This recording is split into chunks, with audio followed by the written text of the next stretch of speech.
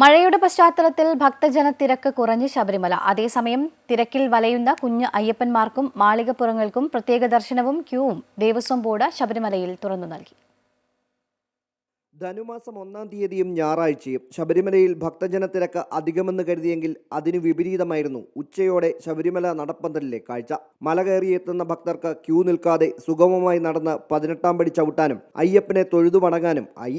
രാവിലെ ഉഷപൂജ വരെയുള്ള ചെറിയ തിരക്കൊഴിച്ചാൽ ശബരിമലയിൽ ഉച്ചവരെ തിരക്ക് അനുഭവപ്പെട്ടതേയില്ല. വെർച്വൽ ക്യൂ വഴി 90,000 പേർ ദർശനത്തിനായി ബുക്കിംഗ് നടത്തിയെങ്കിലും മഴയുടെ പശ്ചാത്തലത്തിലാകാം തിരക്ക് ഒഴിവായതെന്നാണ് സൂചന.